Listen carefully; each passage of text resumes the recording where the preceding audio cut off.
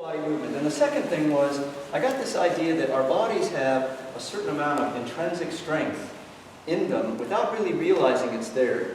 And I would say it's kind of like, this would be a good analogy. Imagine you had an aluminum ruler and you're holding it like this, and basically it's in equilibrium. So you're not really aware of the potential that's inherent in the structure. But when you bend it, when you go to bend it, you create this tension that was basically just capitalizing on something that was already there. And then of course when you let go, you get a snap, right? I think our body, our fascia, is capable of doing that. And when my karate started to feel a little bit of that element, wow, it was like qualitatively different. I wasn't having to generate as much conscious power. It was almost like one technique was kind of snapping into the next technique. Okay, it's kind of a weird phenomenon. And so I started exploring that with almost all of my movement. For example, if you did just the opposite of what we were just talking about, if I'm in front facing, and we'll try this in a second. If you're in front facing, you go to half front facing, instead of making a new posture, what I try to do is I try to hold this shape, kind of like you have a bow and arrow, like my feet are like the string attached to the bow. And what I'm going to do is I'm going to pull on the bow. So basically I'm going to pull on this, and I'm going to create this kind of tension in my body. And you can kind of see my body's kind of, I'm bending my ruler. You follow? And then when I punch, my punch is not a mustering up, it's almost like a feeling. It's almost like I'm letting go of the arrow. Do you get that? So I'm going to kind of stretch my body in this position like that, and then when I punch, it's a letting go feeling as opposed to a muscular exerting feeling. And if you want to say that we all know that speed is a function of relaxation, that kind of pulling on the arrow, the string like that, when I let go, that is maximum, that's an feeling, right? It's not a feeling. It's actually quite the opposite. It's a relaxed feeling.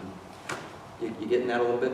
So I really started kind of getting this feeling like within every technique, there's kind of a line of tension that you can actually capitalize on to make the next technique.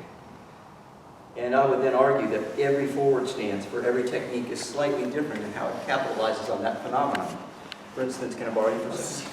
We can try this in a moment with your partner. Say he makes Zeki Dambarai.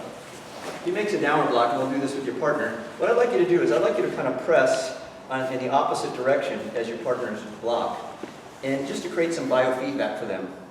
And so what he wants to do is he wants to stay as relaxed as possible, but create a very particular line that supports that pressure inside his form. So it's really not the shape of his form that's the quintessential thing, it's the line inside the shape of his form.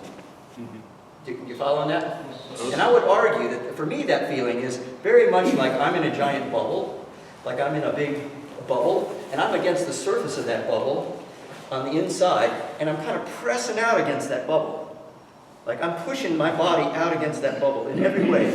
And the bubble's pushing back, and the bubble pushing back becomes the initiation of my next movement.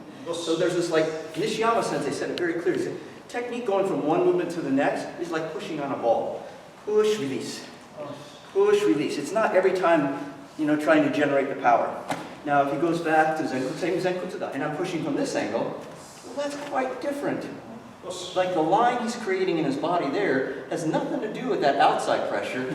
It now has to do with this sort of compressive pressure on the inside, like I'm pressing my body that way. If you can kind of see that, I'm trying to be explicit with what I'm doing with my body, but it's like compress the body in that direction. And I would say that's way different than that rising block.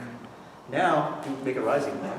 And you're going to feel this if you have a little biofeedback. If I press, now he's trying to kind of create a line that connects this with that to his body. Like, that's the line he's drawing in his fascia, is making that connection. Or that connection. Or that connection. Like every technique has a very unique line that sort of resonates for a second.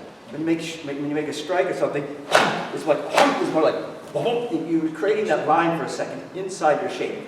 And then it releases. Give it a try with the partner. Awesome.